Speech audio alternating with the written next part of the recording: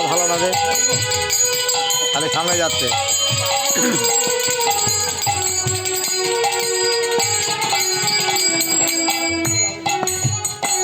হরে কৃষ্ণ।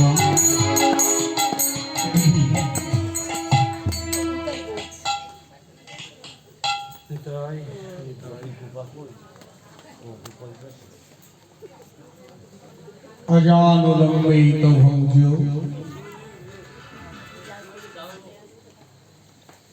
কনকাবদৌত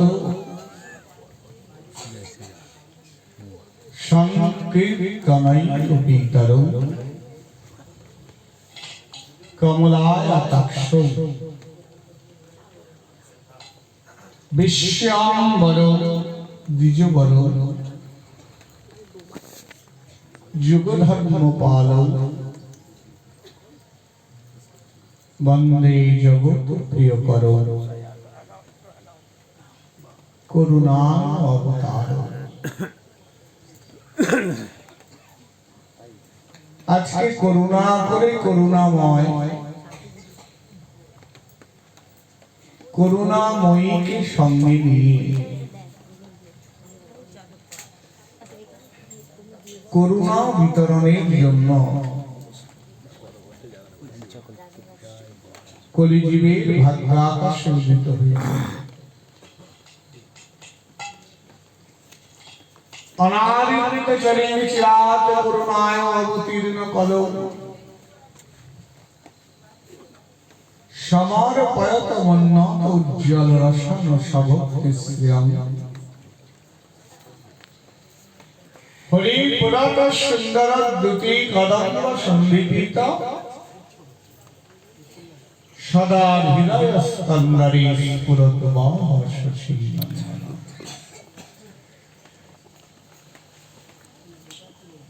যে ধন কোন যুগে কোন কালে কখনো অর্পণ হয় নাই, ন উদ্ভূত,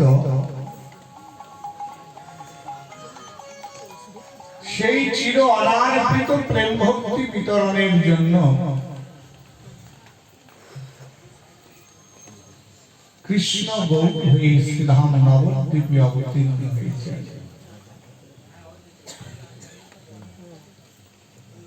এসে নবদ্বীপে অবতীর্ণ হয়ে মহাপ্রভু দেখলেন যে কলিজীবের ঘোর দুর্দশা।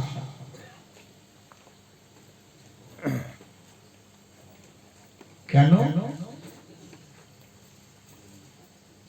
মহারাজ বলছেন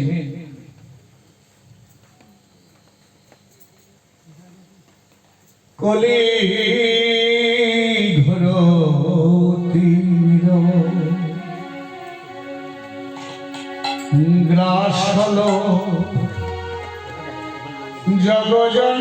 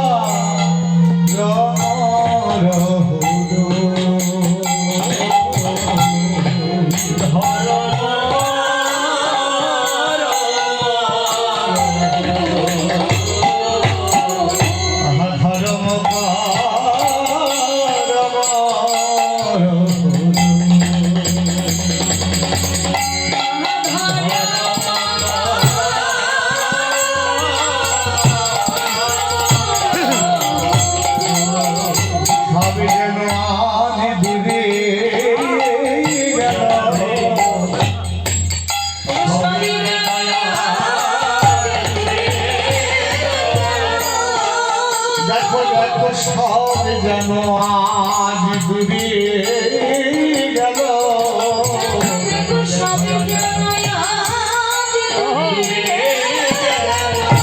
বলি ধর্ম কর্ম ভজন সাধন সব যেন আজ দূরে গেল।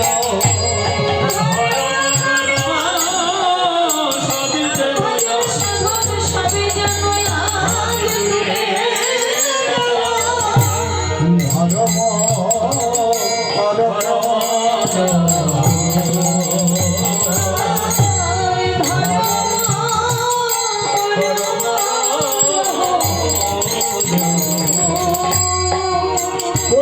ঘোর তিমির তিমির শব্দের অর্থ হচ্ছে অন্ধকার। কলির ঘোর তিমির আধার এসে জগতের ধর্মকর্ম সাধন ভজন সব রসাতলে গেল। কলিজীবের অন্নগত প্রাণ, অধপতে মন,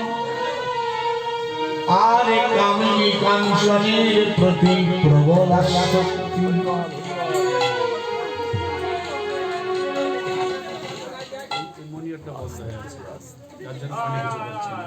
এই মনিটরটা চালু করো, বাদিকের মনিটরটা, মনিটর চালু করে দাও।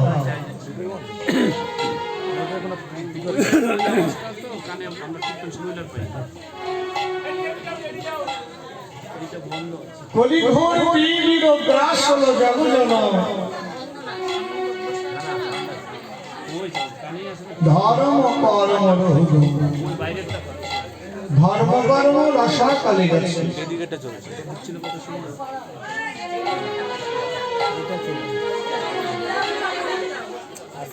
জীবের অন্নগত প্রাণ, অধপতে মন, কামিনী কাঞ্চনের প্রবল আসক্তি জীবের উদ্ধার আসে হবে।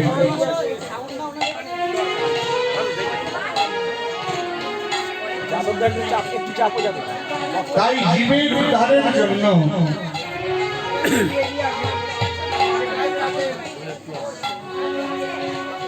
মহাপ্রভু অদ্বৈত প্রভু আর নিত্যানন্দ প্রভু একদিন নবদ্বীপে যুক্তি করছেন।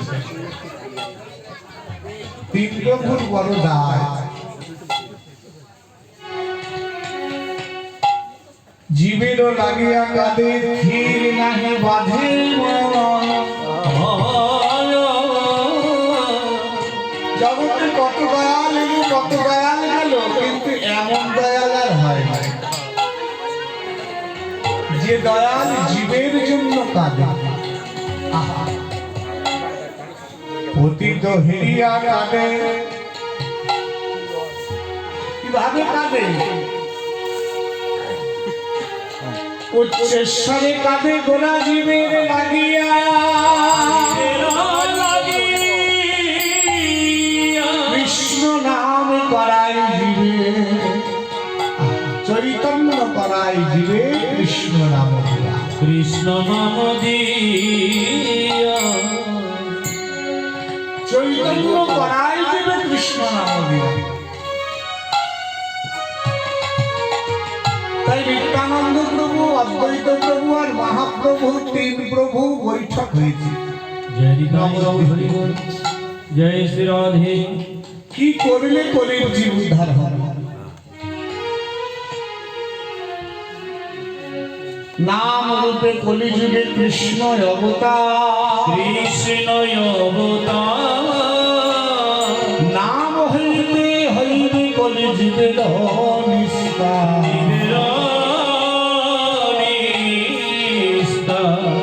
তাই নাম ভজ, নাম চিন্ত, নামে করো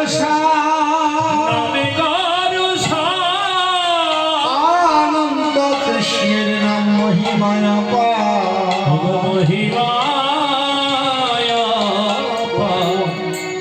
তিন প্রভু বলে যুক্তি করছে যে কলির জীবকে উদ্ধার করতে হলে একমাত্র হরিনামকে আশ্রয় করতে হবে।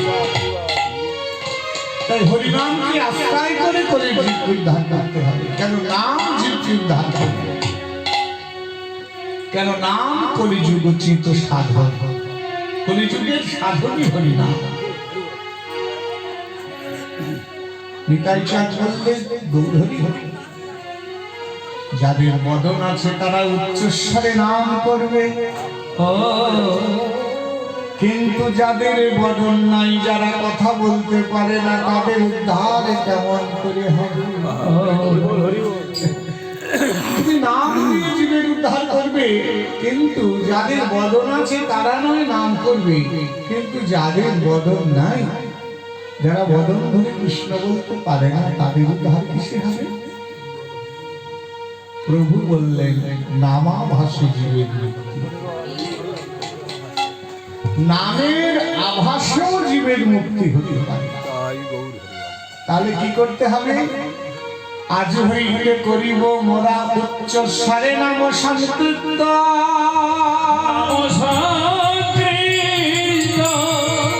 নামে শুনি করিব জীবন আসে পাইবে আমার গোবিন্দ চরণ।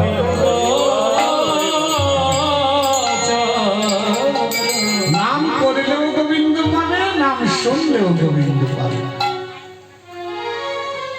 শ্রীবাস, তুমি সবাইকে বলো আজ সন্ধ্যায় তোমার অঙ্গনে আমি শুভ নাম যজ্ঞে অধিবাস করে আমি উচ্চস্বরে নাম কীর্তন করব।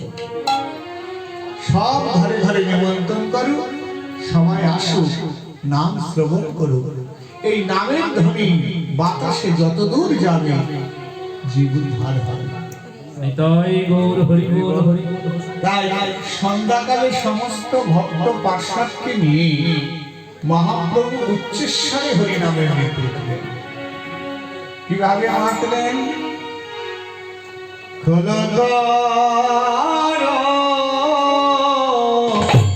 কালো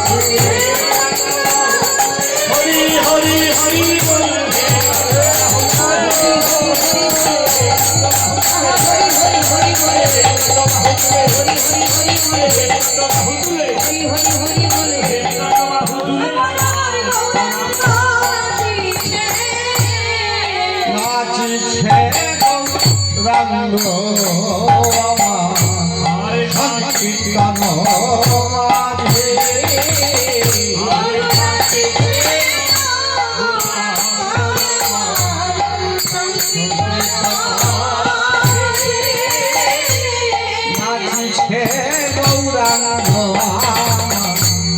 সংকীর্তন মাঝে নাচিছে গৌরাঙ্গ সংকীর্তন মাঝে রাঙা পায়ে সোনার দুপুর বাজে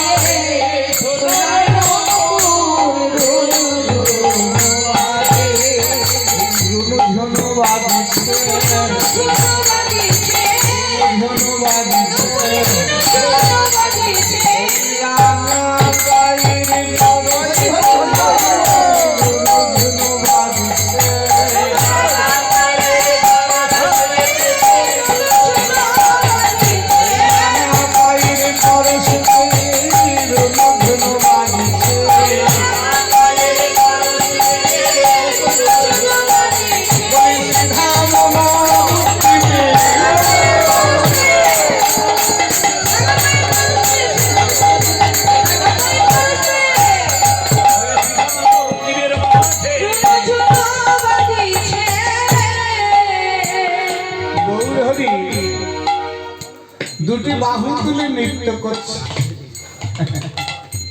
নাচিছে গৌরাঙ্গ আমার সংকীর্তন মাঝে। আমার গৌরহরি যখন নৃত্য করছে, ওই শ্রীখণ্ডের নরহরি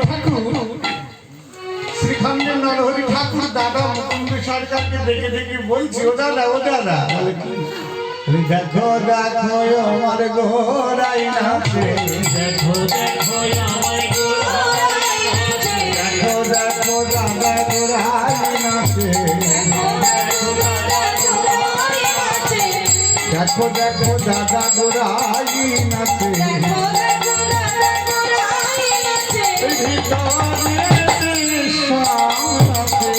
দেখো দেখো গোরাই নাচে,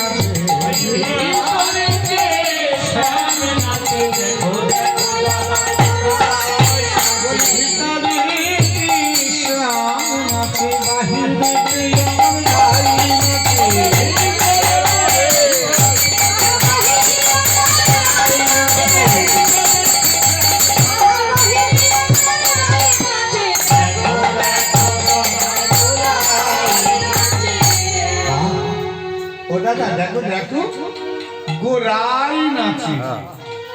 আমার গৌরহরি নৃত্য করছে, আর সেখানে নরহরি সরকার বলছে গোরাই নাচে। কে নাচে? রাই নাচে। বাহিরে কে রাই নাচে? অন্তরে কৃষ্ণ নাচে। রাধা কৃষ্ণের মিলিত কোন আমার গৌরাঙ্গ সুন্দর। সংকীর্তন বিশ্রাম হয়েছে। মহাপ্রভু শ্রীবাস আঙ্গনে বসে নরহরি সরকার আর মুকুন্দ সরকারকে ডাকছে। নরহরি, মুকুন্দ, দু ভাই একটু আমার কাছে এসো তো। নরহরি সরকার আর মুকুন্দ সরকার প্রভুর কাছে এসে চরণের কাছে বসেছে। প্রভু বলছে, মুকুন্দ, এইভাবে ঘর দুয়ার ছেড়ে, হ্যাঁ, সংসার পরিজন ছেড়ে আমার কাছে পড়ে থাকলে হবে?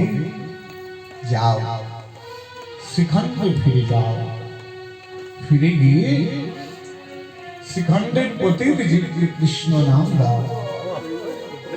তোমরা তো কবিরাজ, তোমরা দুটো চিকিৎসা করতে এসেছো। শুধু দেহের চিকিৎসা নয়, দেহের চিকিৎসা করবার মতো কবিরাজ অনেক আছে জগতে, কিন্তু ভবরোগের চিকিৎসা করবে সেই চিকিৎসক কোথায়? তার বড় অভাব।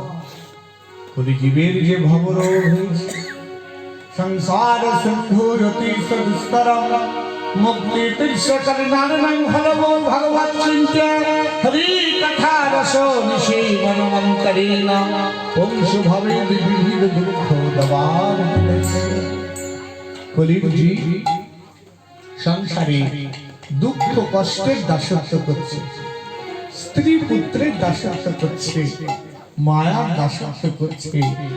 এই ভবরোগ থেকে তোমরা যদি উদ্ধার না করো তাহলে কলিযুগী উদ্ধার পাবে কি? সে শ্রীখণ্ডে ফিরে যাও। ফিরে গিয়ে সবাইকে কৃষ্ণ নাম মহামন্ত্র প্রদান করো, ভজন শিক্ষা প্রদান করো, আর ভবরোগের চিকিৎসার সাথে সাথে দেহরোগের চিকিৎসাও করো। সবাইকে কৃষ্ণ নাম উপদেশ দাও। আমরা কি করব প্রভু? কেন?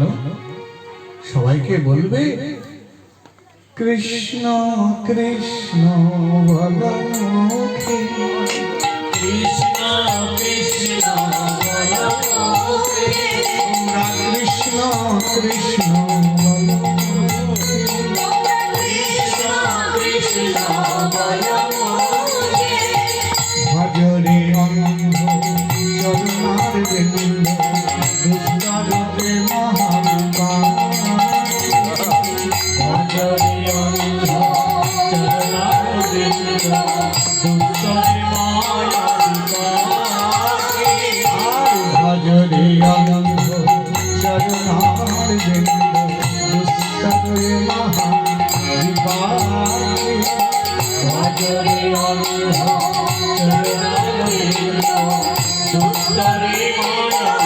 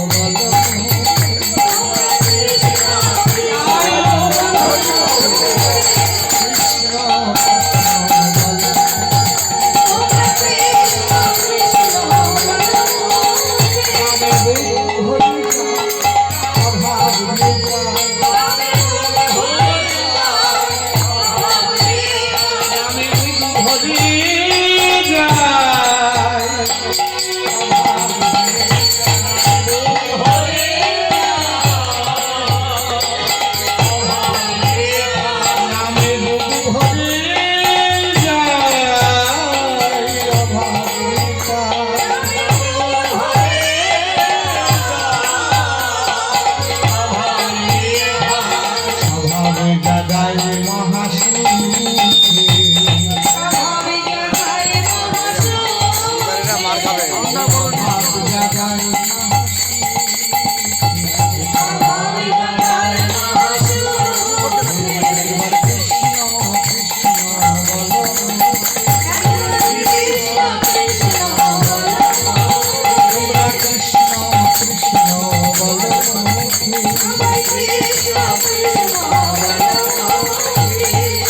সবাইকে কৃষ্ণ নাম মহামন্ত্র উপদেশ করবে, বলবে নাম ছাড়া জীবের গতি নাই, নাম ভজ নাম চিন্ত নাম করসা, অনন্ত কৃষ্ণের নাম মহিমায় অপার। মহিমায়া যেই নাম শ্রী কৃষ্ণ ভজন নিষ্ঠা করি, ভজনিষ্ঠ করি, ওই নামের সহিত আছে আপন শ্রী দয়াবন শ্রী হরি। নাম চিন্ত নামকে সার করো, নামকে সাধন করো। নামের মধ্যে দুধের মধ্যে যেমন নবনী লুকিয়ে আছে, সরিষার মধ্যে তৈল লুকিয়ে আছে, ফলের মধ্যে বীজ লুকিয়ে আছে, তেমনি নামের মধ্যে কৃষ্ণ লুকিয়ে আছে। অতএব নাম করো, জীবকে নাম উপদেশ দাও। মহাপ্রভুর ইচ্ছা ইচ্ছা, জীব অনন্ত প্রতি বাঞ্ছা করে, কৃষ্ণ বাঞ্ছা বিনে খড়কুটা নাহি নারী। মনে রাখবে জগতে যা কিছু হয়, হচ্ছে, হয়েছে, হবে, সব তার ইচ্ছায় হয়েছে। আজকে মহাপ্রভুর ইচ্ছা নরহরি সরকার, মুকুন্দ সরকার শিখণ্ডে বর্ধমান ফিরে যা।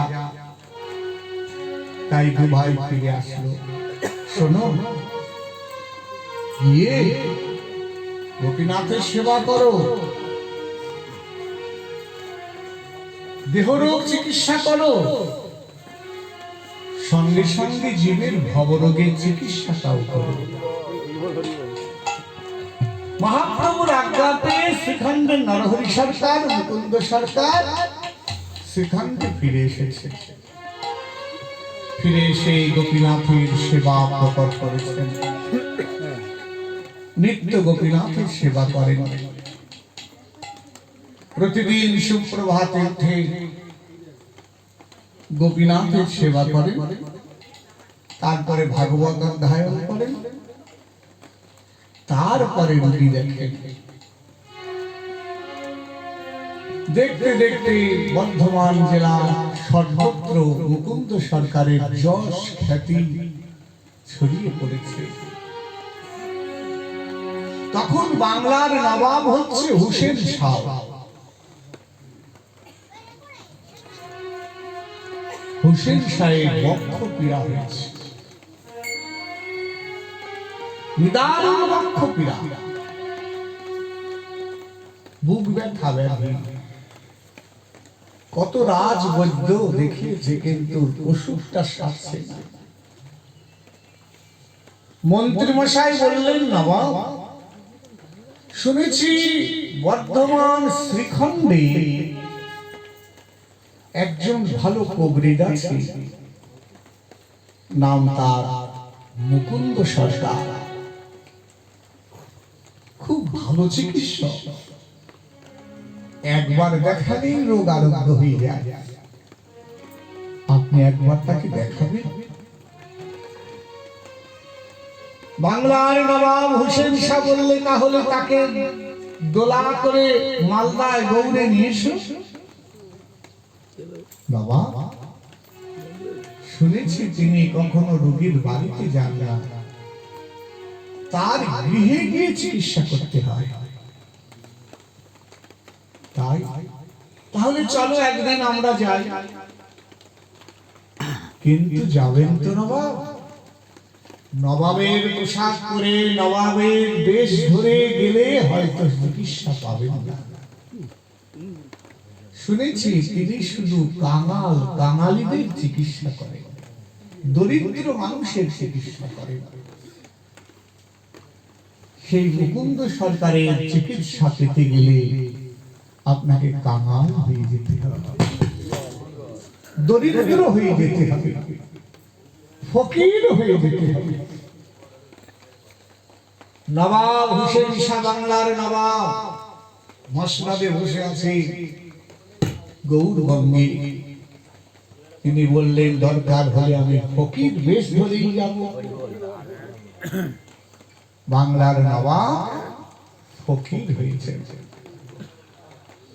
ফকিরের বেশ ভূষা ধরে দোলায় করে এসেছেন বর্ধমান শ্রীখণ্ডে চিকিৎসা করবার জন্য নরহরি ধামে। এসে দেখি তার আগে কত মানুষ লাইন দিয়ে বসে আছে।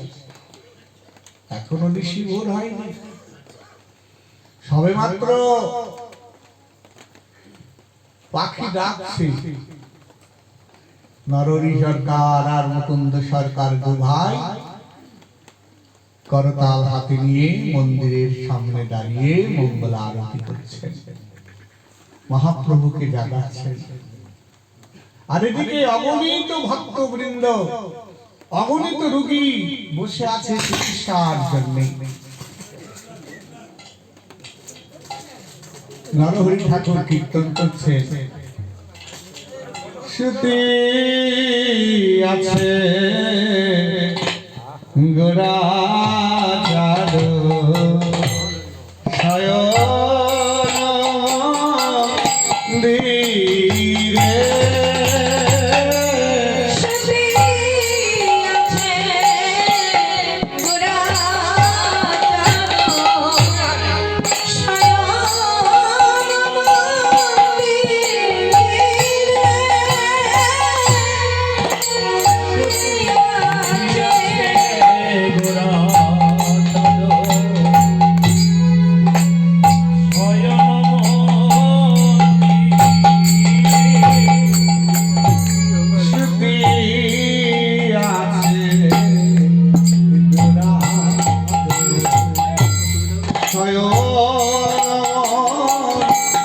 সুখী আছে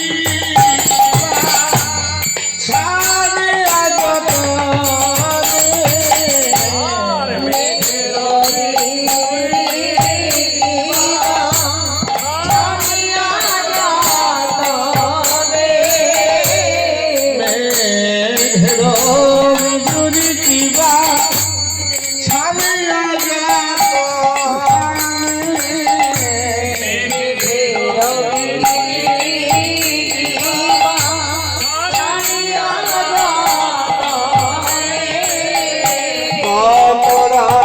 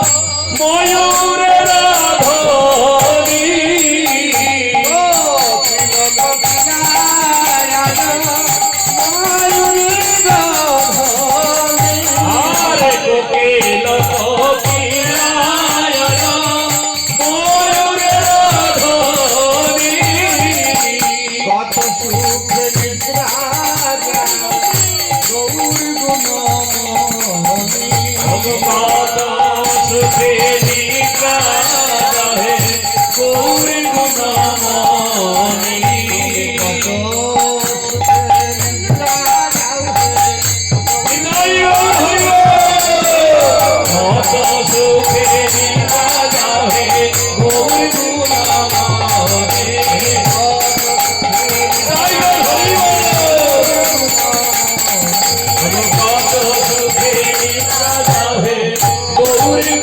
মনে গৌর হরি বল।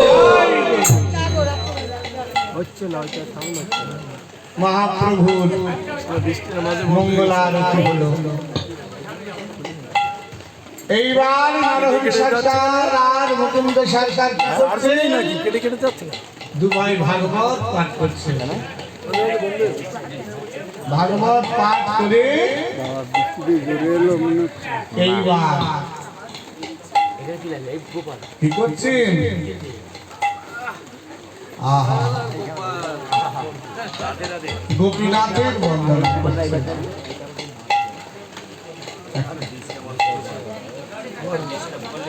গোপীনাথ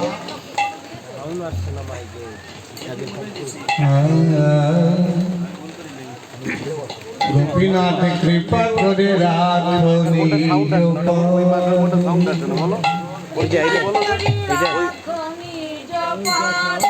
গোপীনাথ কৃপা করি রাখনি পদে কৃপা করি রাখো নিজ পদে কামপ্রদ ছায় জনে লয়ে ফিরে নানা স্থানে কামপদ ছয় জনে লয়ে ফিরে নানা স্থানে বিষয় ভঞ্জায় নানা মাতে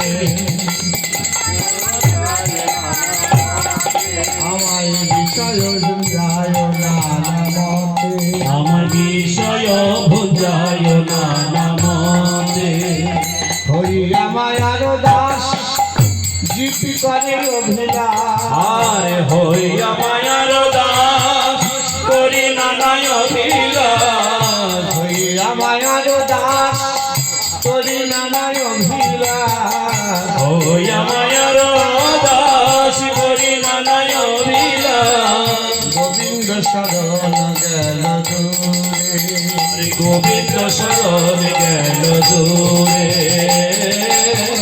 গোবিন্দ শরণ গেল দূরে আর অনেক ভাগ্যের পরে লয়েছিলি ব্রজপুরে অনেক ভাগের পরে লইয়েছিলে বড়পুরে অনেক ভাগ্যের পরে লয়েছিলে ব্রজপুরে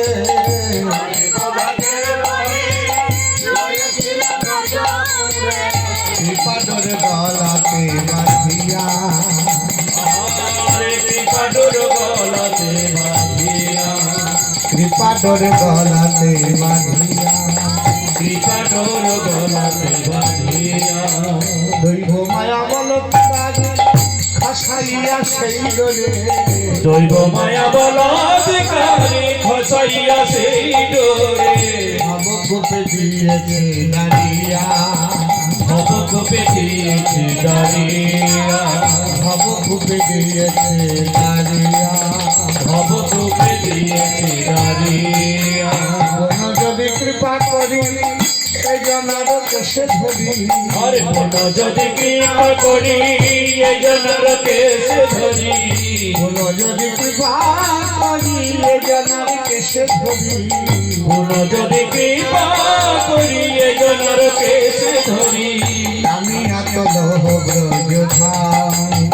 জানি আতুল হব ধামে আমায় কানি আতল ব্রজ আমায় জানি আতুল হব ধামে তবে সে দেখিব ভালো নাহে বল ফুরাইল সে দেখিব ভালো নইলে বল ঘুরাইল তবে সে দেখিব ভালো নাইলে বল ফুরাইল তবে সে দেখিব ভালো নইলে বল ঘুরাইল কহে দিন নরোত্তম দাসে কহে দিন নরোত্তম দাসে কহে দিন নরোত্তম দাসে কহে দিন নরোত্তম দাসে গোপীনাথের মঙ্গল আরতি করে মহাপ্রভুর মঙ্গল আরতি করে এইবার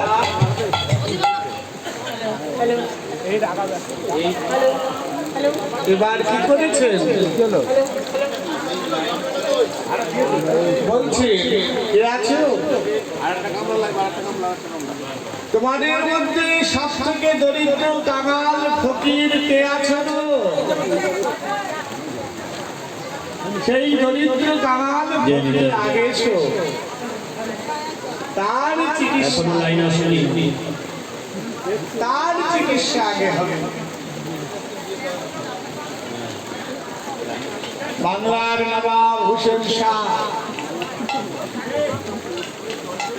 বাংলার নবাব হোসেন শাহ ডেকে বললেন, আমি সব থেকে দরিদ্র, জনিতাই গৌর হরি বল।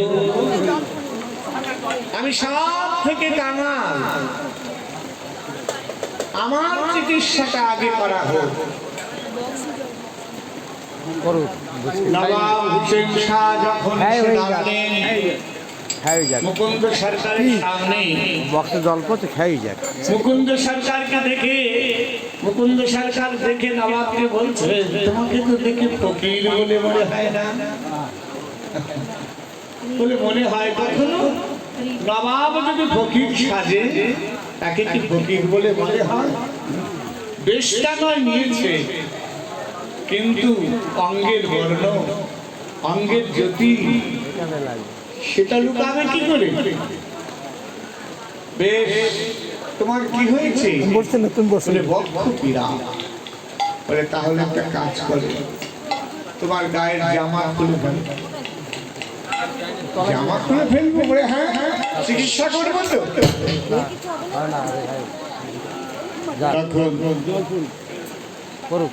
নবাব মনে মনে চিন্তা করছে, ফকির তুমি তো জানো না আমি বাংলার নবাব হোসেন শাহ, তুমি আমার জামা খুলে ফেলতে বলছো। এবার কি করতে হবে জামা খুলে? বলে ওই যে আমার উঠোনে মাটি, ওই মাটির মধ্যে তুমি একবার গড়াগড়ি দাও। আমি বাংলার নবাব, আমাকে বলছো মাটিতে গড়াগড়ি যেতে? ব্যাধি যদি না সারে তুমি বুঝতে পারবে শাস্তি কত কঠিন হতে পারে। যেই মাত্র নবাব হোসেন শাহ মাটির মধ্যে জামাটা খুলে গড়াগড়ি দিয়েছে, অমনি বুক ব্যাধি চিরদিনের মতো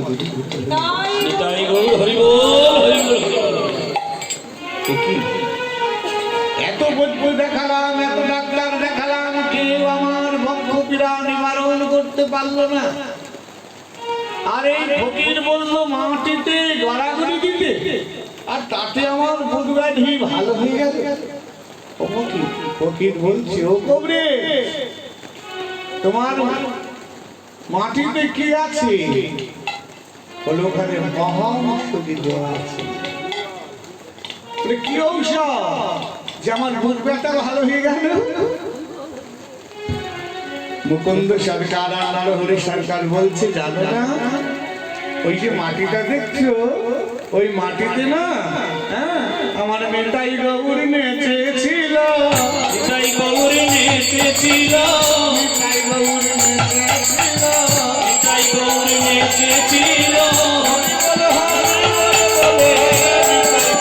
নেচেছিল, হরি বল হরি বল বলে নিতাই গৌর নেচেছিল, নিতাই গৌর নেচেছিল, হরি বল হরি বল বলে নিতাই গৌর নেচেছিল।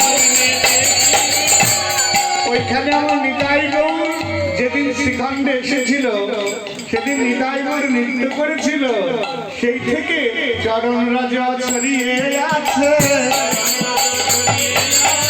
চরণ রাজা ছড়িয়ে আছে, রাজা ছড়িয়ে আছে, নিতাই গৌর দেখেছিল, চরণ রাজা ছড়িয়ে আছে, নিতাই গৌর নেচেছিল, সেই চরণে রাজা ছড়িয়ে আছে। আমার নিতাই গৌর দুটি ভাই ওই মাটিতে নৃত্য করেছিল, ওই নিতাই গৌরের চরণ রজ ওই মাটিতে ছড়িয়ে আছে। আহা, তাই তো তোমার মুক্তি ভালো হয়ে গেল। আচ্ছা আচ্ছা ফকির, হা করো হা করো হা করো। নবাব যেই হা করেছে, এক ফোঁটা জল দিয়ে দিয়েছে। ব্যাধি তো ভালো হয়ে গেছে, এটা কি জল খাওয়ালে?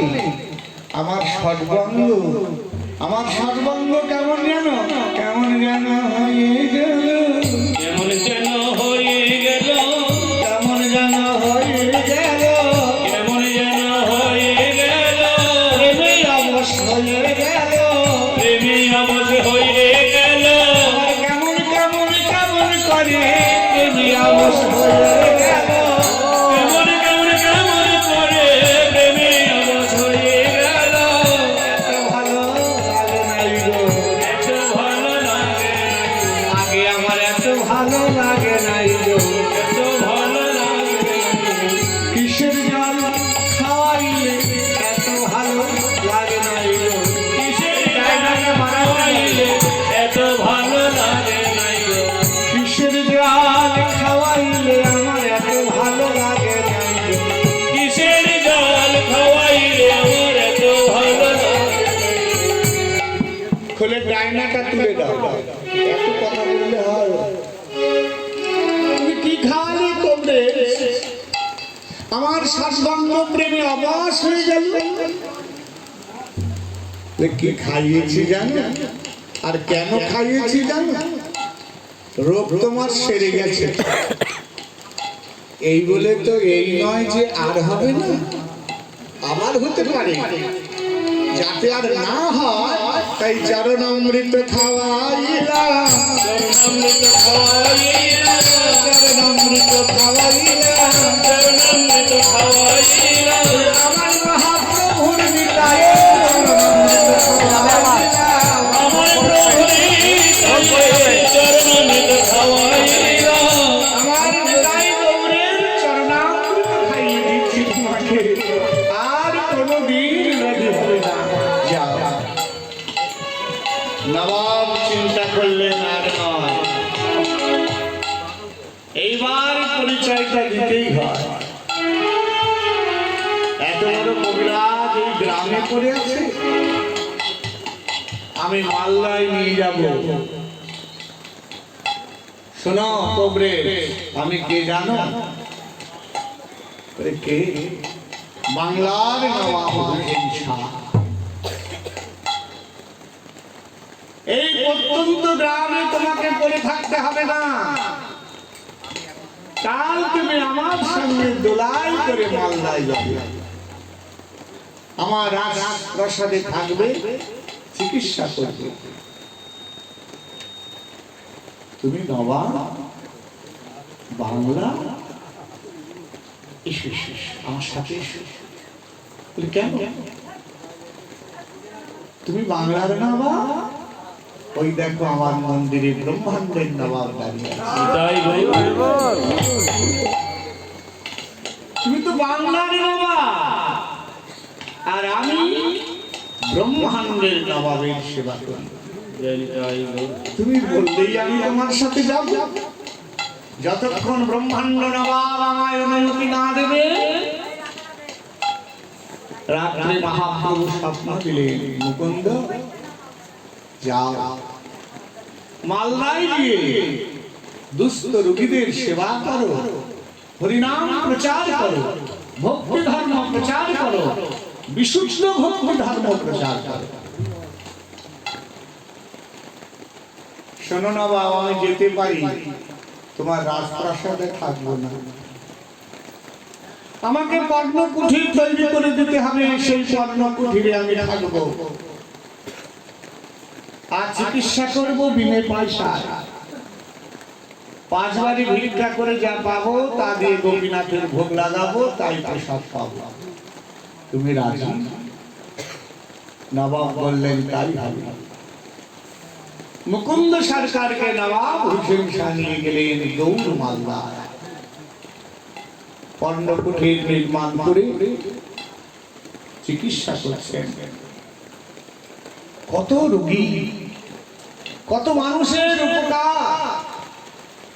দেখতে দেখতে বেশ কিছুদিন হয়ে গেল।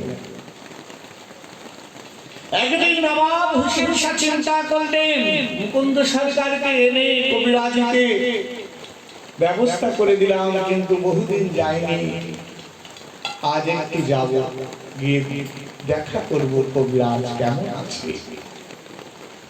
তাই একদিন সুপ্রভাত কালে নবাব হোসেন শাহ পাট পেয়াদা নিয়ে মুকুন্দ সরকারকে দেখবার জন্য এসেছে। দুটি দাসী বড় বড় দুটো ময়ূর পাখা দিয়ে বাতাস করছে নবাব হোসেন শাহকে। গ্রীষ্মকাল, আর মুকুন্দ সরকার ঘুম থেকে উঠে স্নান আদি সেরে সন্ধ্যা করে তিলকান্বিত করে গোপীনাথের সেবা করছেন আর মনের আনন্দে গোপীনাথের রূপ দর্শন করে গোপীনাথের রূপে ব্যাখ্যা করে গান গাইছেন।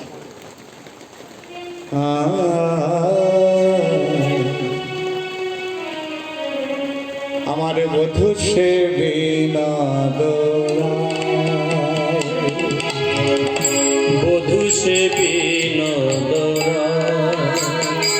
আমার বধূ সে বিনোদ, আমার বধূ সে বিনোদ,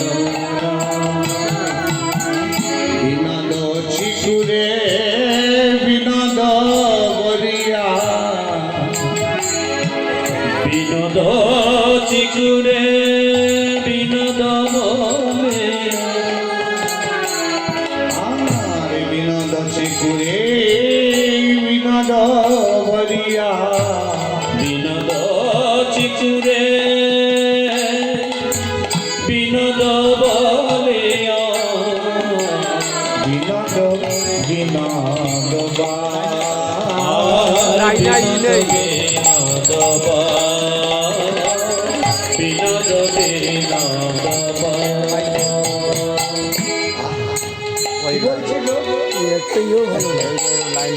আমার গোপীনাথের মস্তকে কপালে কষ্ট আর বিনোদ চূড়া, তার উপরে ময়ূর পাখাটা বিনোদ বিনোদ দুলছে। বিনোদ কপালে বিনোদ তিলক, বিনোদ কপালে বিনোদ তিলক, বিনোদ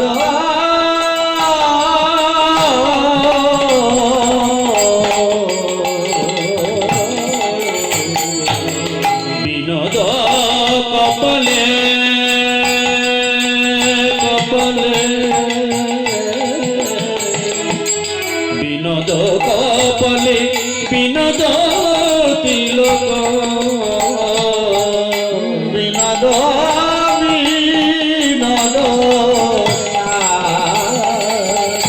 বিনোদ কপালে বিনোদ তিলক, বিনোদ বিনোদ সাজে,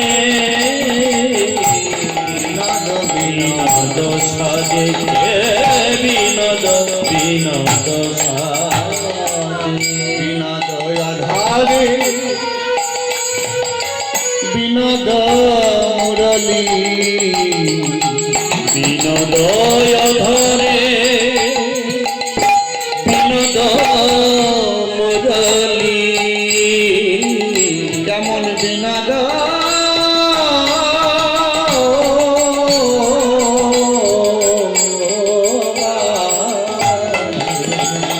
আর বিনোদ ধরে বিনোদ মুরলী, এমন বিনোদ বিনোদ বা। আবার বিনোদ গলায় বিনোদ মালা, আর বিনোদ গলায় বিনোদ বিনোদ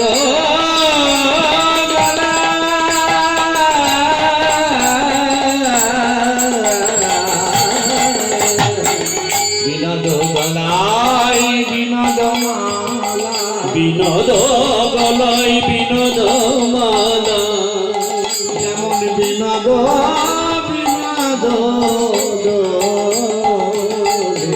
বিনোদ গলায় বিনোদ মালায়, বিনোদ বিনোদ দোলে,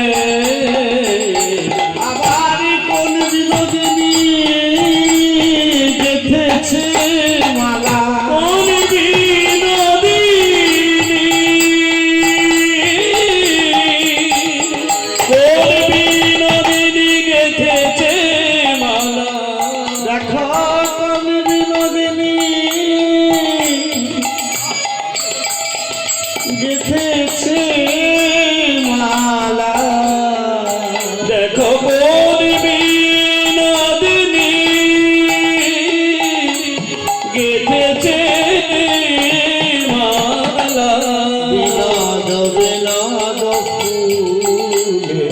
বিনোদ বিনোদ ফুলে বিনোদ বিনোদ ফুলে ওগো বিনোদ বিনোদ ফুলে বিনোদ বিনোদ ফুলে বিনোদ বিনোদ ফুলে বিনোদ ধরিতে বিনোদ কোটিতে বিনোদ ধরিতে বিনোদ কোটিতে বিনোদ ধরিতে বিনোদ কোটিতে বিনোদ কোটিতে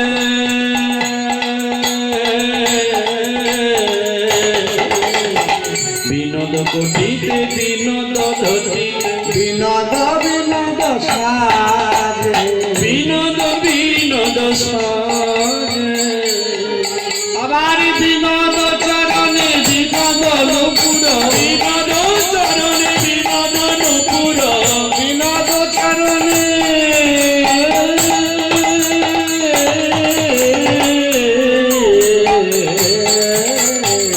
গোপীনাথ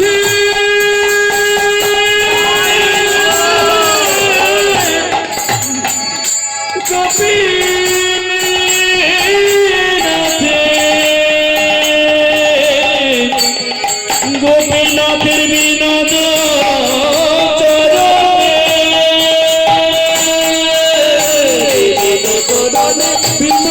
বিনোদপুর বিনোদ বিনোদ বিনোদ চরণে বিনোদ নুপুর বিনোদ বিনোদ বিনোদ বিনোদ বিনোদ বিনোদ বাজে রাধে শ্যামানন্দ বিনোদ নাগর হে শ্যামানন্দ বিনোদ নগর রাধে শ্যামানন্দ বিনোদ নাগর হে শ্যামানন্দ বিনোদ নগর বিনোদ কাদম্ব কালে বিনোদ কদম তলে বিনোদ কদম্ব কালে বিনোদ কদম তলে কত বিনোদিনী বিনোদ হেরিয়া কত বিনোদিনী বিনোদ হেরিয়া কত বিনোদিনী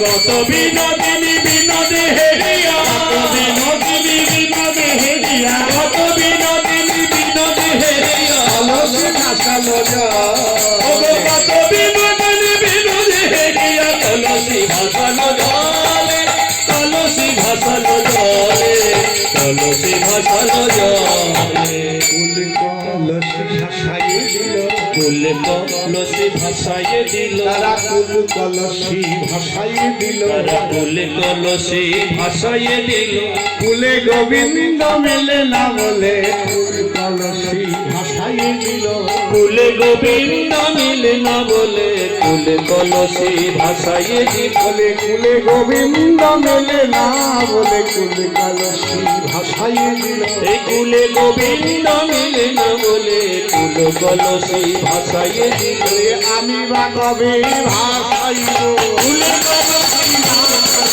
কুলে গোবিন্দ মিলে না বলে আদিবাসী ভাসাইব কুলে গোবিন্দ মিলে না বলে কুলে কলসি ভাসাইয়ে দিল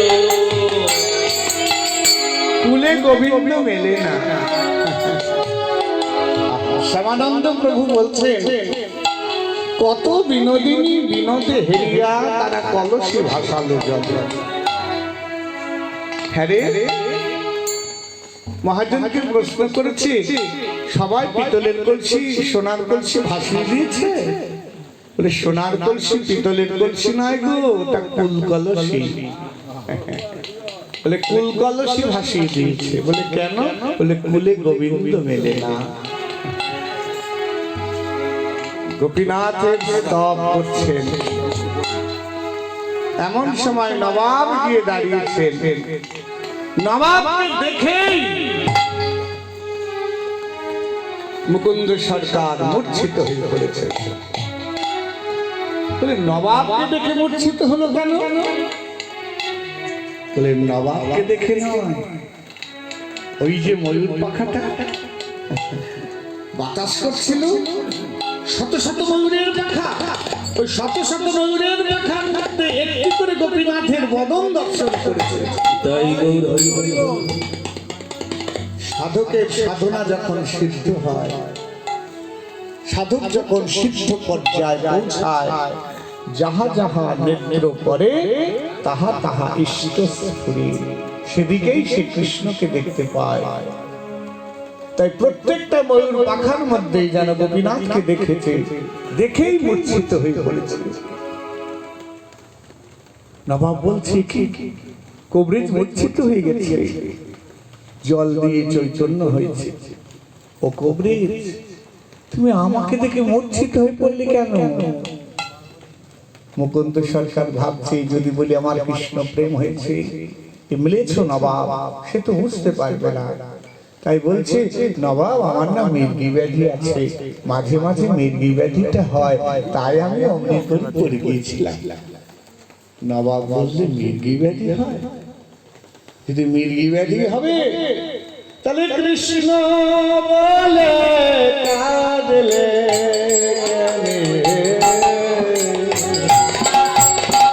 কৃষ্ণ বলে কাঁদলে কেনে, তুমি কৃষ্ণ বলে কাঁদলে কেনে, তুমি কৃষ্ণ বলে কাঁদলে কেনে, আবার ধুলাই করি গেলে কেনে, কৃষ্ণ বলে কাঁদলে কেনে, তুমি ধুলাই গড়ি গেলে কানে, কৃষ্ণ বলে কাঁদলে কেনে, তোমার নয়নে জল এলো কেনে, বলো কৃষ্ণ বলে কাঁদলে কেনে, তোমার নয়ন জল এলো কেনে, কৃষ্ণ বলে কাঁদলে কেনে। ও কবরে মৃগীর ব্যাধি হলে কি কৃষ্ণ বলে কাঁদে? মৃগী ব্যাধি হলে কি ধুলাই গাড়াগড়ি যায়, হা কৃষ্ণ হা কৃষ্ণ, নিতাই গৌর হরি হরি। হা কৃষ্ণ গোবিন্দ বলে কেউ কে ধুলাই গাড়াগড়ি যায় মৃগী ব্যাধি হলে, তুমি কৃষ্ণ বলে কাঁদলে, হা কৃষ্ণ বলে ডাকলে। আমি বুঝতে পেরেছি ভুলটা আমার। তোমার মতন এইরকম সাধক কবিকে, সাধককে আমি আটকে রেখেছি। শোনো, তুমি শ্রীখণ্ডে চলে যাও। আজ থেকে বর্ধমান শ্রীখণ্ড আমি তোমার নামে তাম্রপত্র লিখে দিলাম। তুমি আজ থেকে শ্রীখণ্ডের সরকার। শ্রীখণ্ড থেকে যত কর খাজনা আদায় হবে তাই দিয়েই তুমি গোপীনাথের সেবা করবে। তোমাকে আমি মুক্ত করে দিলাম। তাই গৌর হরি হরি। মুকুন্দ সরকার ফিরে এসেছে বাড়িতে। তার স্ত্রী তাকে খুব ভালোবাসত। বহুদিন পতি কাছে নেই, তাই পতি বিরহের ব্যাধি হয়েছে তার। পত্নীর ব্যাধি দেখেই কবিরাজি করেছে, ওষুধ দিয়েছে, কিন্তু ওষুধ ভালো হলো না। স্ত্রীকে বললো তুমি চিন্তা করো না, আমি নবদ্বীপ যাচ্ছি, মহাপ্রভুর কাছ থেকে দেখি তোমার ওষুধ নিয়ে আসতে পারি কিনা। মুকুন্দ সরকার নবদ্বীপে এসেছে শিবাসনে। মহাপ্রভুর চরণে পড়ে বলছে প্রভু গো, আমার স্ত্রী অসুস্থ হয়ে পড়েছে, আমার বিরহে তুমি ওষুধ দাও। প্রভু হেসে বলছে মুকুন্দ, তোমার স্ত্রী অসুস্থ? অমনি হেসে হেসে মুখ থেকে চর্বিত তাম্বুল প্রসাদ বার করে ওই চর্বিত তাম্বুল মুকুন্দ সরকারের হাতে দিয়ে দিল। বলে শোনো, এই তাম্বুল স্ত্রীকে খাইয়ে দাও, রোগ ভালো হয়ে যাবে। যেই মাত্র তাম্বুল প্রসাদ খাইয়ে দিল, স্ত্রী রোগ ব্যাধি ভালো হয়ে গেল। শুধু ভালো হলো না, আনন্দের সংবাদ হলো স্ত্রী গর্ভবতী হয়েছে। হৃদয় মহাপ্রভুর চর্চিত তাম্বুল প্রসাদ খেয়ে মুকুন্দ সরকারের স্ত্রী গর্ভবতী হয়ে গেলেন। 10 মাস 10 দিন যেদিন পূর্ণ হলো, সেই তিথিটা ছিল শ্রী পঞ্চমী, সরস্বতী পূজার দিন। প্রসব বেদনা উঠেছে, দাইমা এসেছে প্রসব করাতে। এদিকে কবিরাজ বাড়িতে বড় করে সরস্বতী বাগদেবীর আরাধনা হচ্ছে। তারা তো সরকার, তারা তো কবিরাজ। দাইমা এসে বলছে, কবরে আনন্দের সংবাদ গো। বলে কি? তোমার ছেলে হয়েছে, পুত্র সন্তান হয়েছে। গর্ভ স্নান করিয়ে ছেলেটাকে দাইমা কোলে নিয়ে, ও সরকার নাও নাও নাও, প্রবেশ কোলে নাও, ছেলের মুখ দেখো, ছেলে কি সুন্দর হয়েছে দেখো। যে বাবার কোলে ছেলেকে দিয়েছে মুকুন্দ সরকারের কোলে, ছেলে পেয়ে বুকের মধ্যে জড়িয়ে ধরে কানের কাছে মুখটা দিয়ে বলি, হরি নাম শোনাইয়ে দিল, হরি নাম শুনাইয়ে দিল, কৃষ্ণ নাম শোনাইয়ে দিল, কৃষ্ণ নাম শুনাইয়ে দিল। মায়ার কথা শুনবার আগে হরি নাম শোনাইয়ে দিল, মায়ার কথা শুনবার আগে কৃষ্ণ নাম শুনাইয়ে দিল। বিষয় কথা শুনবার আগে কৃষ্ণ নাম শোনাইয়ে দিল, বিষয় কথা শুনবার আগে কৃষ্ণ কথা শুনাইয়ে দিল। রাম কথা শুনবার আগে হরি নাম শোনাইয়ে দিল। রাম কথা শুনবার আগে কৃষ্ণ নাম শুনাইয়ে দিল। কবরে তুমি কি করলে? বলে হরি নাম দীক্ষা দিয়ে দিলাম। বলে জন্ম লাগবে? বলে হ্যাঁ। বলে কেন? বলে সংসারের বিষয় কথা, মায়ার কথা, কু কথা শুনবার আগে ছেলেকে আমি হরি নাম দিয়ে দিলাম। এবার ছেলেকে নিয়ে সরস্বতী মায়ের চরণের কাছে রেখে বলছে, মা তোমা বাগদেবী সরস্বতী, বাগদেবী সরস্বতী, তোমা বাগদেবী সরস্বতী, বাগদেবী সরস্বতী।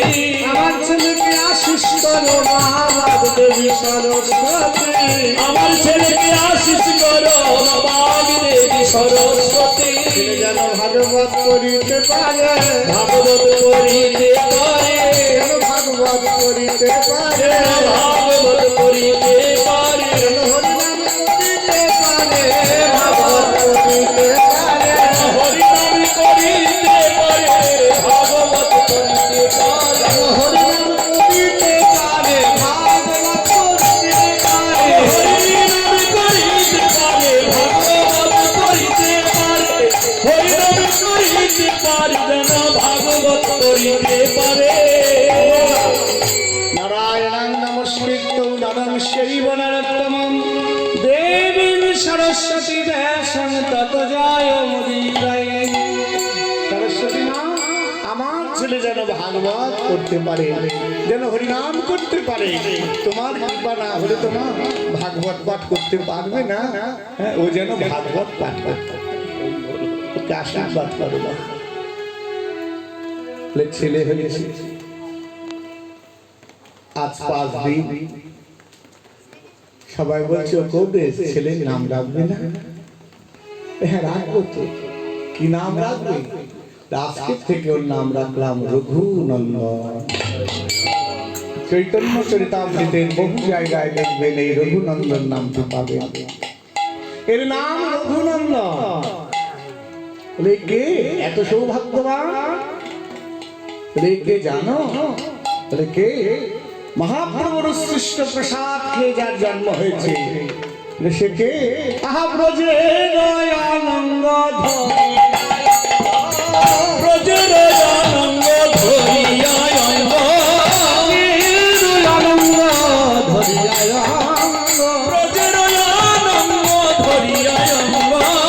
গৌরে আমল পেতে গৌর সঙ্গ, গৌরে আওল পেতে গৌর সঙ্গ, গৌরে আমল পেতে গৌর সঙ্গ, গৌরে আওল পেতে গৌর সঙ্গ। বাসনা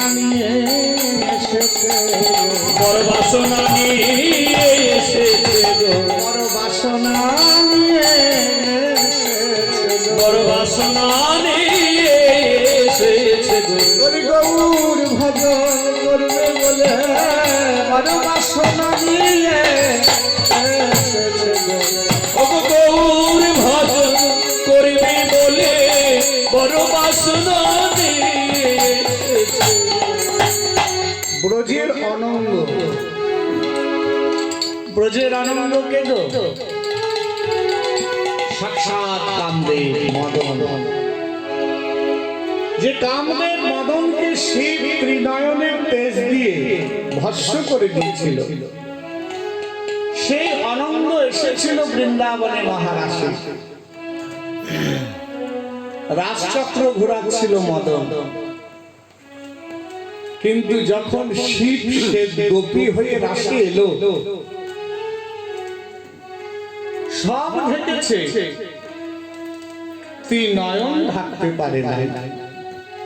ওই ঘোমটার আড়াল থেকে যখন ত্রিনয়নটা কামদেব অনঙ্গ মদন দেখতে পেল, হ্যাঁ, অমনি মদন কি করেছে?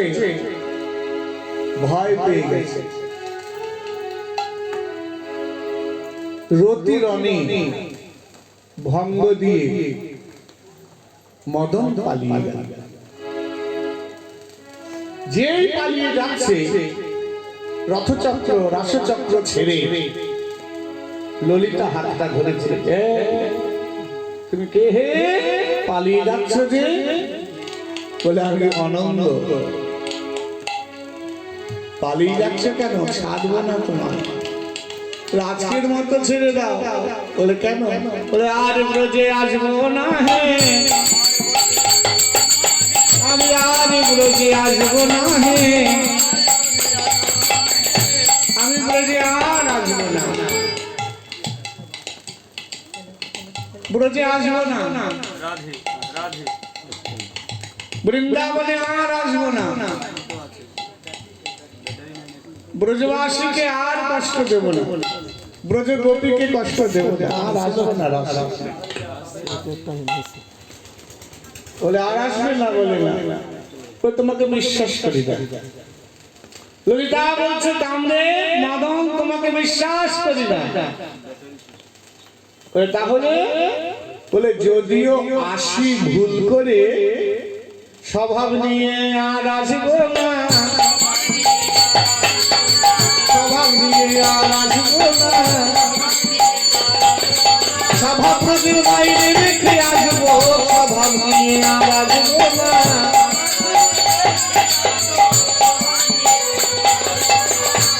এই শোনো, স্বভাব নিয়ে তুমি যখন আসবে না, কিন্তু ব্রজগুলো আর আসতে পারবে না। বলে কেন? বলে ব্রজ হচ্ছে ভাবের ভূমি, ভাব ছাড়া তো ব্রজে আসা যায় না, ভাব ছাড়া ব্রজে থাকা যায় না। তা তুমি যদি ভাব নিয়েই না আসো, তাহলে তো ব্রজে আসতে পারবে না। তা কামদেব বললেন যদি আসি তাহলে গোপী ভাব নিয়ে আসবো, গোপী ভাব নিয়ে আসবো, গোপী ভাব নিয়ে আসবো, গোপী ভাব নিয়ে আসবো, স্বভাব নিয়ে আর আসবো না, গোপী ভাব নিয়ে আসবো, স্বভাব নিয়ে আর আসবো না, গোপী ভাব, আমি স্বভাব নিয়ে আর আসবো না। যদি আসি গোপীর ভাব নিয়ে আসবো। বেশ, বৃন্দাবন নয় বাঁচলো কামের হাত থেকে, কামদেবের হাত থেকে। আর এই জগৎ বৃন্দাবনে আসবে না, জগৎটাকে জ্বালাবে, ছাড়বো না তোমার। অমনি মদন বলছে ও ললিতা ছেড়ে দাও, কথা দিলাম। বলে কি? তাদের কাছে আর যাবো না, তাদের কাছে আর যাব না, তাদের কাছে আর যাবো না, তাদের কাছে আর যাব না, তারা গুরু চরণ ধরে আছে, তাদের কাছে আর যাবো না, গুরু চরণ ধরে আছে, তাদের কাছে আর যাব না, যারা গুরু চরণ ধরে আছে, তাদের কাছে আর যাবো না, তারা গুরু চরণ ধরে আছে, তাদের কাছে আর যাব না। যারা গুরু চরণ ধরে ভজন নিয়ে বসে থাকবে, আমি কামদেব কথা দিলাম, তাদের কাছে আর যাবো না। গোবিন্দ বললে এত শোরগোল কেন? ললিতা অমনি মদন চরণে পড়লেন। চুরি গোপীর মনমাথে মনমাথের মনমাথে নাম ধরে মদন মোহন, নামে ধরে মদন মোহন। হে গোবিন্দ, এসেছিলাম বড় আশা নিয়ে, কিন্তু আমার আশা পূরণ হলো না। গোবিন্দ বললে, শোনো, আগত লীলাতে আমি শ্রীধামে নবদ্বীপে যাব। সেই দিন শিবা সঙ্গমে আমি আবার রাস করব। সেই দিন তুমি আমার সঙ্গে নদিয়ায় নবদ্বীপে আসবে। সেই দিন তোমার আশা পূরণ হবে। তাই ব্রজেরও অনঙ্গ ধরিয়া অঙ্গ, গৌরে আবল পেতে গৌর সঙ্গ। মহাপ্রভুর সঙ্গ পেতে সেই অনঙ্গ কান্দে রঘুনন্দন রূপে জন্মগ্রহণ করলেন শ্রীখণ্ডে মুকুন্দ সরকারের ছেলে। শিশুকাল থেকে কৃষ্ণ প্রেম, একটু একটু হাঁটতে পারে, কথা বলতে পারে। নরহরি সরকার মুকুন্দ সরকার বলে, বাবা রঘুনন্দন বলো বলো গৌর বলো, বলো বলো গৌর বলো, ও বাবা বলো বলো গৌর বলো। যেই কথা ফুটেছে এবার রঘুনন্দন বলে, ও বাবা বলে কি? বলে বলো বলো গৌর বলো, গৌর বিনে লাগে না ভালো, বলো বলো গৌর বলো। জয় গৌর হরি হরি বল। ছেলে বলছে বাবাকে, এবার হরি ছেলে বল। বলছে বাবাকে, বলো বলো গৌর বলো, গৌর বিনে কিছু লাগে না ভালো। প্রতিদিন ফুল তুলে দেয়, মালা গেঁথে দেয়, চন্দন ঘষে দেয়।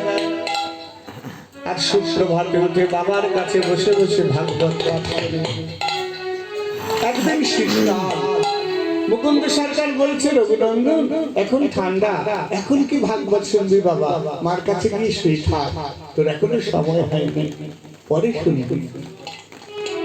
রঘুনন্দন বলছে, ও বাবা, এই যে তুমি পাঠ করলে 5 বছর বয়সে ধ্রুব প্রহ্লাদ কৃষ্ণ পেয়ে গেছে, আর আমার তো স্বামী 5 বছর, আমার যদি কৃষ্ণ কথা শোনবার অধিকারী না হয় তাহলে জন্ম নিয়ে কি লাভ হলো?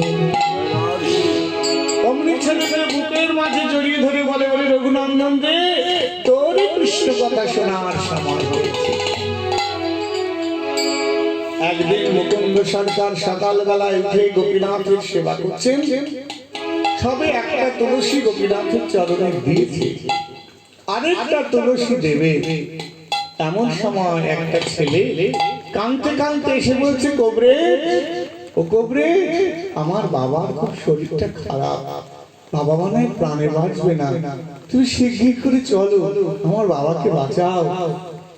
আরে আমি তো কোথাও গিয়ে চিকিৎসা করি না, রোগীরা তো আমার বাড়িতে আসে, আমার বাবা মৃত্যু সজ্জায় আসবে কেমন করে? আমার এখন গোপীনাথের সেবা হয়নি, কি করে যাই বল বাবা? গোপীনাথের সেবার সময় অনেক পাবে, কিন্তু আমার বাবা যদি মরে যায় আমি বাবা কোথায় পাবো? মুকুন্দ সরকার বললেন, ছেলেটির যদি অল্প বয়সে পিতৃবিয়োগ হয় তাহলে পিতৃশোকে পড়বে। রঘুনন্দন,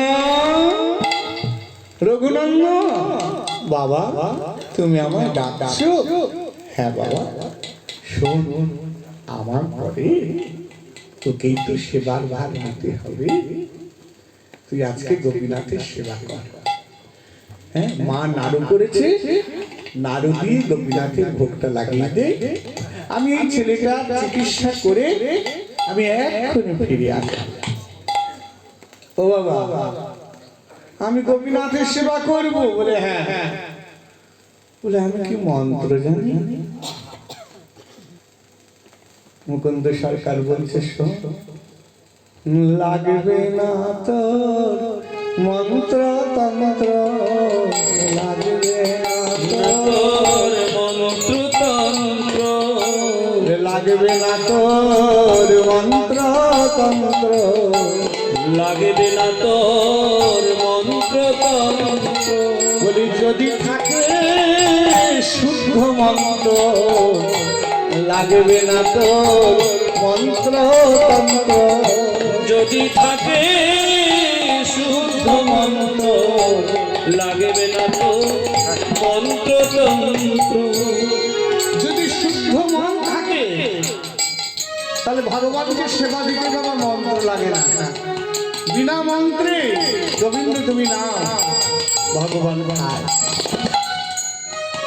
তুই ভগবানকে এমন করে দেবি, ভগবান তো এমন করে খাবে।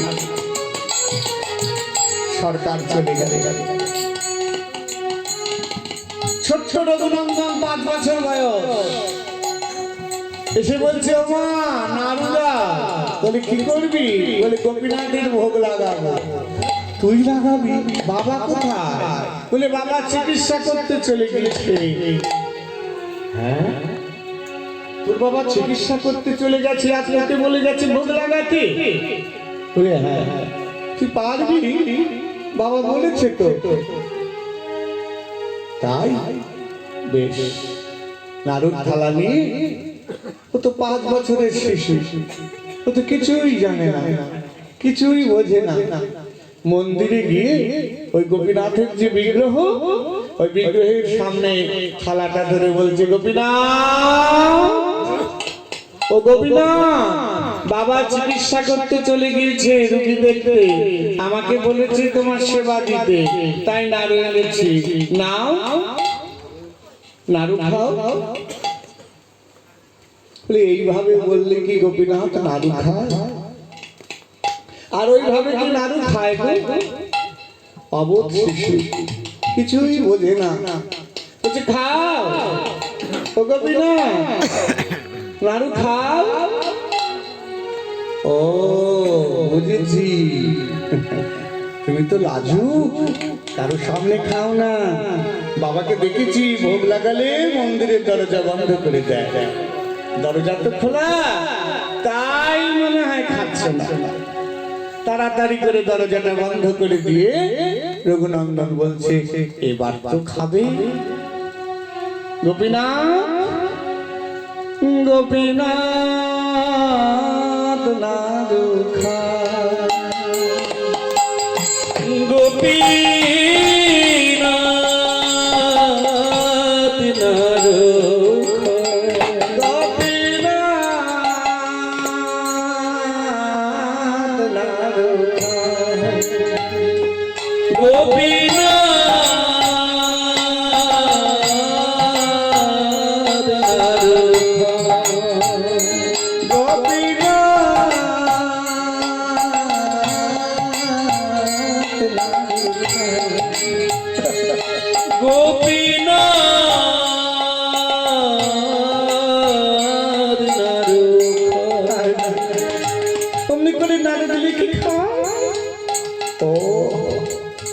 বুঝতে পেরেছি, বাবা বলেছে তুমি নাকি ভক্তের হাতে খাও। তোমার হাতে তো বাঁশি, মাথায় চূড়া, চূড়া বাঁশি থাকলে কি কেউ খেতে পারে? দাঁড়াও দাঁড়াও, তোমার হাতের চূড়াটা আর বাঁশিটা নামিয়ে দিই। ছোট্ট বালক চূড়া বাঁশি নামিয়ে দিয়ে আবার থালাটা নিয়ে বলছে, গোপীনাথ নাড়ু, গোপীনাথ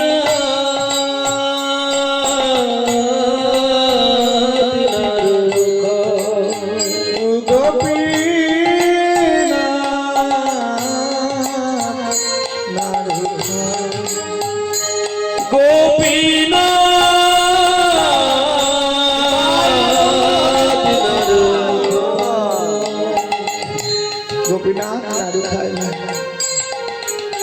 ও এবার বুঝেছি কেন খাচ্ছে না। তুমি তো সাজুগুজু করতে ভালোবাসো, সাজতে ভালোবাসো। বাবা তো তোমাকে রোজ সাজায়, তারপরে ভোগ লাগায়। আজকে তো একটা তুলসী দিয়েছে মাত্র, সাজায়নি তো, তাই মনে হয় খাচ্ছে না। নাড়ুটা রেখে ফুল তুলসী চন্দন নিয়ে রঘুনন্দন দাঁড়িয়ে আছে।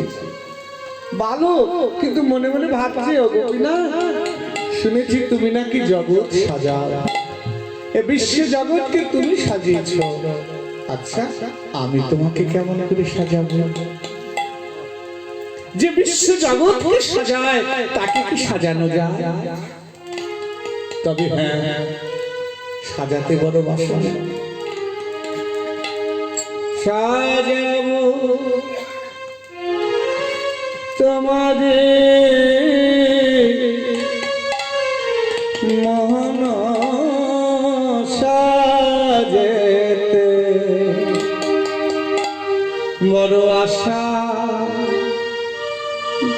জাগে মনে। সাজাবো সাজাবো তোমারে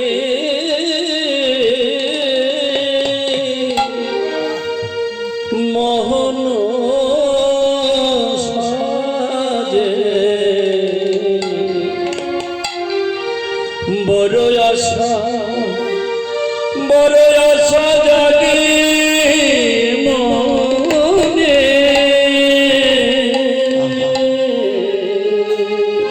সাজাবো তোমাদের আমি মোহন সাজেতে বড় আশা জাগে মনে। আমি সাজাবো তোমারে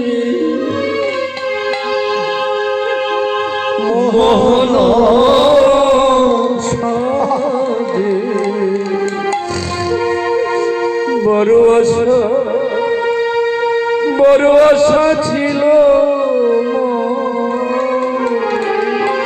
ভগতি চন্দন কুসুম মালিকায় সাজাবো গোপীনাথ তোমারে।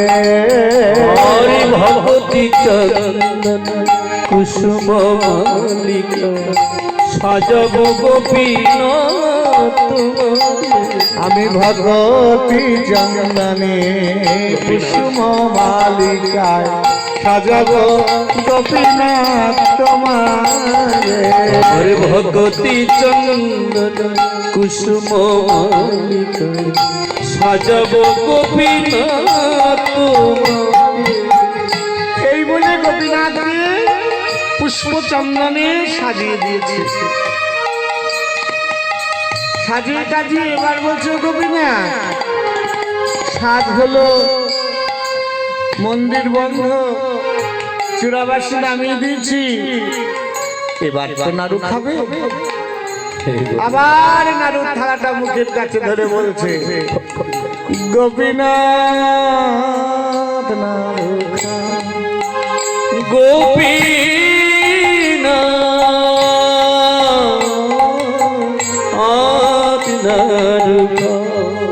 নাড়ু খাও গোপীনাথ। খায় না। ও খাবে না? তাহলে তুমি আমার হাতে নাড়ু খাবে না? এই তোমার চরণে আমি মাথা খুঁজতে লাগলাম, দেখি তুমি নাড়ু না খেয়ে কেমন করে থাকো। অমনি পাষাণ বিগ্রহের চরণে রঘুনন্দন মাথা খুঁজতে লাগলো। চরণের উপরে যখন মাথা খুঁজছে, চোখ থেকে জল পড়ছে, কপাল ফেটে রক্ত পড়ছে, আর বলছে গোপীনাথ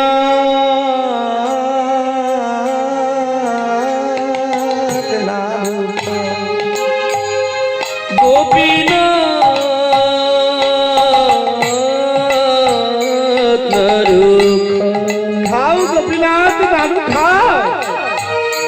খায় নাই। ওগো দাঁড়ো ধরো রক্ত ঝরে গোপীনাথ গোপীনাথ বলে। আর রক্ত পায়ে গোপীনাথ গোপীনাথ বলে।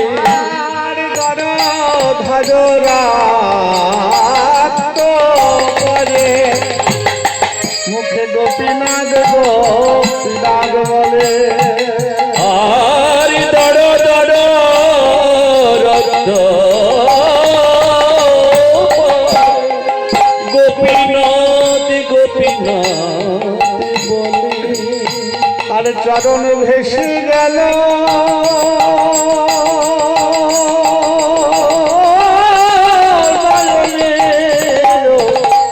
জলে চরণ ভেসে গেল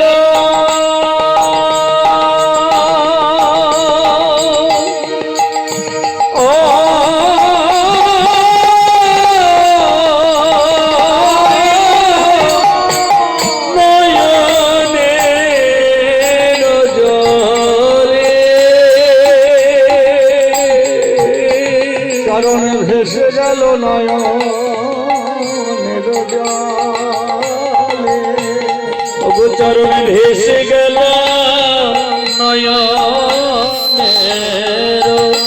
জলে কেঁদে কেঁদে বলে নারু খাও কেঁদে কেঁদে বলে নারু খাও কেঁদে কেঁদে বলে গোপীনাথ নারু খাও হে ওগো কেঁদে কেঁদে বলে গোপীনাথ নারু খাও শুনেছি ভক্তের হাতে খাও তুমি কেঁদে কেঁদে বলে নারু খাও হে শুনেছি ভক্তের হাতে খাও তুমি কেঁদে কেঁদে গোপীনাথ বলে নারু খাও কপাল ফেটে রক্ত পড়ছে চোখ থেকে জল ঝরছে গোপীনাথ চিন্তা করছেন এখন যদি প্রকট না হই হয়তো দুধের ছেলেটা প্রাণেই বাঁচবে না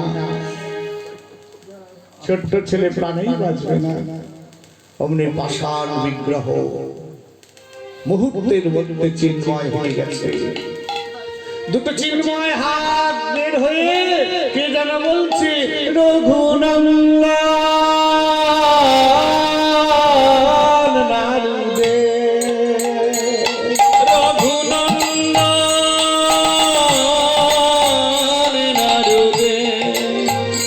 রঘুনন্দন নারুদে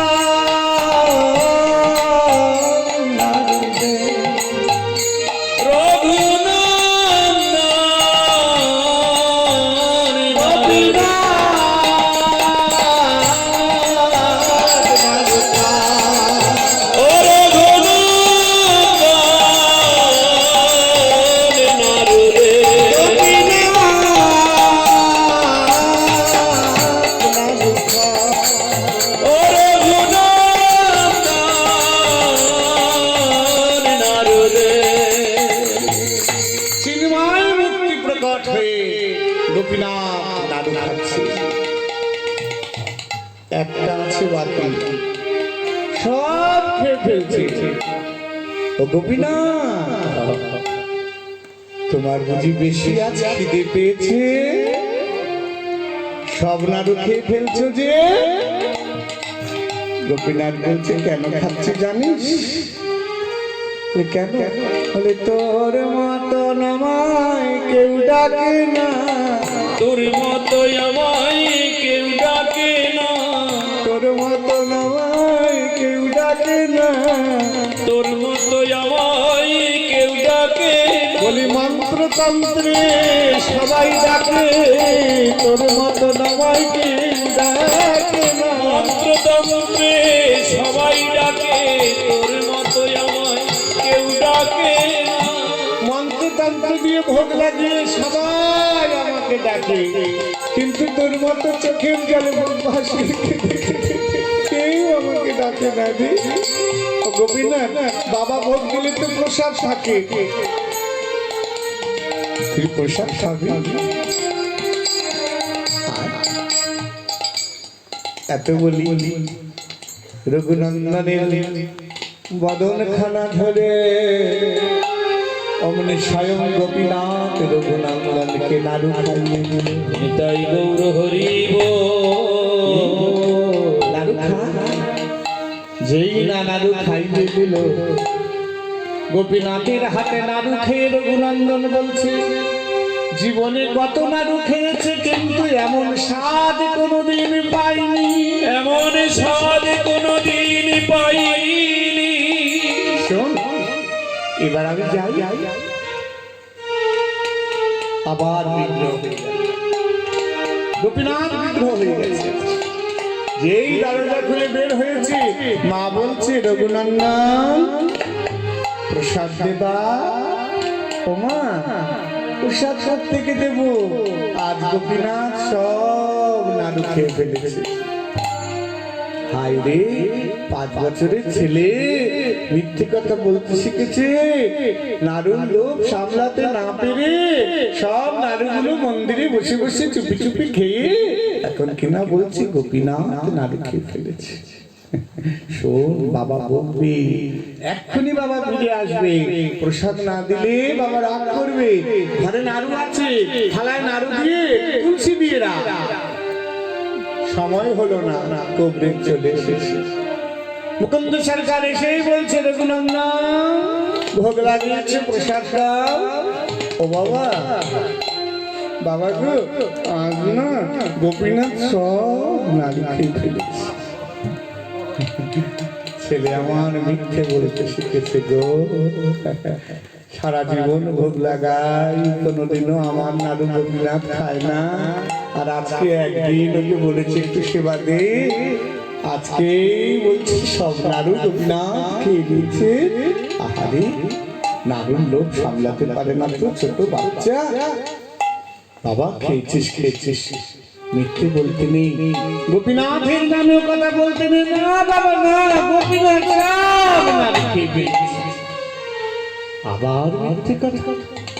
না বাবা, মিথ্যে বলবো কেন? আমি কি কোনোদিন মিথ্যে বলি তোমায়? বলো। বেশ, কাল আমি দেখবো গোপীনাথ তোমার হাতে আবার নাড়ু খেয়ে। পরদিন গোপীনাথের সেবার জন্য নাড়ু তৈরি করে দিয়ে মুকুন্দ সরকার বললেন, যাও রঘুনন্দন, আজ ভোগ লাগাও। আজ আবার ভোগ লাগাতে গিয়ে গোপীনাথকে বলছে, গোপীনাথ বাবা বিশ্বাস করে না, তুমি যে কালকে আমার হাতে নাড়ু খেয়েছো এ কথা বিশ্বাস করে না। নাও নাড়ুটা খেয়ে না, আজকে তো খাই না। তুমি যদি নাড়ু না খাও বাবা আমাকে দোষ দেবে, বাবা আমায় বকবে, বাবা আমায় চোর বলবে, আমি নাকি নাড়ু খেয়েছি। খাও গোপীনাথ, গোপীনাথ নাড়ু খাও। কিছুতেই খায় না। আবার কাঁদতে শুরু করেছে, চরণে মাথা ঠুকতে শুরু করেছে, কপাল ফেটে রক্ত পড়তে শুরু হয়েছে। কিন্তু আজ গোপীনাথ প্রকট হয় না। কেন? বলে গবাক্ষরন্ধ্রে জানলা দিয়ে মুকুন্দ সরকার তাকিয়ে আছেন, দেখি আজকে ছেলে কেমন করে ভোগ লাগায়।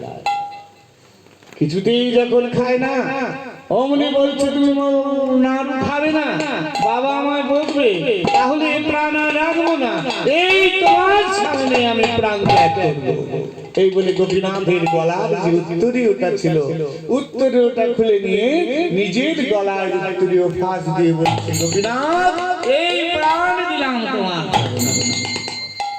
যেই নিজের গলায় নিজে ফাঁস খাবে, অমনি গোপীনাথ চিন্তা করলেন যদি প্রকট না হয়ে ছেলেটা মরে যাবে।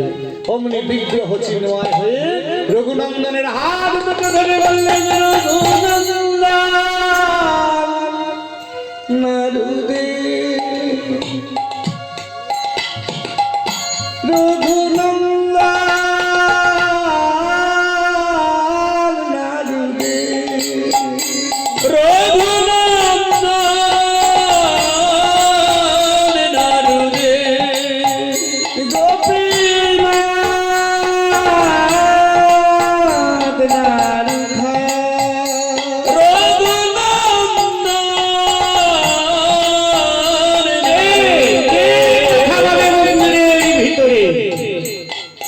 তাহলে কি গোপীনাথ প্রকট হয়েছে? কার কণ্ঠস্বর শুনলাম? দরজাটা খুলে দিয়েছে। মন্দিরে দরজা খুলে দেওয়ার সাথে সাথে গোপীনাথ সবে অর্ধেক নাড়ু খেয়েছে, অর্ধেক হাতে রয়েছে, সেই অবস্থায় পাষাণ বিগ্রহ হয়ে গেছে। বলে অদ্যাপি শ্রীখণ্ডপুরে অর্ধনাড়ু আছে করে, অদ্যাপি শ্রীখণ্ডপুরে অর্ধনাড়ু আছে করে, অদ্যাপি শ্রীখণ্ডপুরে অর্ধনাড়ু আছে করে, অদ্যাপি শ্রীখণ্ড কপুরে অর্ধনারু আছে করে দেখে যত ভাগ্যবান নামে, দেখে যত ভাগ্যবান রে, দেখে যত ভাগ্যবান জানে, দেখে যত ভাগ্যবান জানে এখনো আছে এখনো আছে অর্ধনারু গোপীনাথের হাতে, এখনো আছে অর্ধনারু গোপীনাথের করে এখনো আছে এখনো সেখানে নরহরি সরকারের সেই গোপীনাথ দর্শনে যদি যাও, দেখবে গোপীনাথের হাতে এখনো অর্ধেক নাড়ু পাষাণ হয়ে আছে। কেন? মুকুন্দ সরকার দেখে ফেলেছে। মুকুন্দ সরকার বলল, রঘুনন্দন, আমি তো গোপীনাথকে দেখতে পেলাম না। রঘুনন্দন বলছে, গোপীনাথ, বাবা তোমায় দেখতে চায়, তুমি বাবাকে দর্শন দেবে না? বলে, দেব, তবে একটা শর্তে, তোর বাবা যদি তোকে স্পর্শ করে তাহলে আমাকে দেখতে পাবে। কিন্তু রঘুনন্দন কি করে, বাবা বাবা তো গুরুদেব, কি করে বলবে তুমি আমাকে স্পর্শ করো তাহলে তুমি গোপীনাথকে দেখতে পাবে? তা তো বলতে পারে না, যে জন কৃষ্ণ ভজে সে বড় চতুর। তাই অমনি রঘুনন্দন ছুটে গিয়ে বাবাকে জড়িয়ে ধরে বলছে, বলে, দেখো দেখো বাবা দাঁড়ায়ে আছে, দেখো দেখো বাবা দাঁড়ায়ে আছে, দেখো দেখো বাবা দাঁড়ায়ে আছে, দেখো দেখো বাবা দাঁড়ায়ে আছে, ভাগ্যবন্তী মুখানে, দেখো দেখো বাবা দাঁড়ায়ে আছে। ওই ত্রিভঙ্গবন্তী মঠামে দেখো দেখো বাবা কেমন দাঁড়ায়ে আছে। ও বাবা, দেখো গোপীনাথ কিভাবে দাঁড়িয়ে আছে। যেই রঘুনন্দন স্পর্শ করেছে, মুকুন্দ সরকার দেখতে পেল গোপীনাথ প্রকট হয়ে আছে। অমনি বাবা কি করেছে, রঘুনন্দনকে বলছে, রঘুরে, বলে, আইরে রঘু বুকে আইরে, আইরে রঘুপতি আইরে, আইরে রঘু বুকে আইরে, আইরে রঘুপতি আইরে, কেমন সফল করি, আইরে রঘু বুকে আইরে, মানব জনম সফল করলি, আইরে রঘুপতি আইরে, পিতা ধরে পুত্রের গলা, পিতা ধরে পুত্রের গলা, পিতা ধরে পুত্রের গলা, পিতা ধরে পুত্রের গলা, আইরে রঘু বুকে আইরে, পিতা ধরে পুত্রের গলা। আইরে রঘুপতি আইরে, পিতা ধরে পুত্রের গলা, আমরা দুইজনকে হরি বলি, আইরে রঘুপতি আইরে, দুই জনে গোবিন্দ ভজি, আইরে রঘুপতি আইরে, দুই জনে গোবিন্দ ভজি, পিতা ধরে পুত্রের গলা। মিলন হয়ে গেল রঘুনন্দনকে দর্শন করি। এখনো বর্ধমানের শিখণ্ডে সেই বিগ্রহ এখনো আছে বাবা, বেশি দূর নয় বর্ধমান শিখণ্ড, খুব কাছে সেই গোপীনাথ এখনো আছে। ভাগ্যবান ভাগ্যবতী ভক্তরা দর্শনে যায়, সেই গোপীনাথের দর্শনে যাবেন। যাই তাই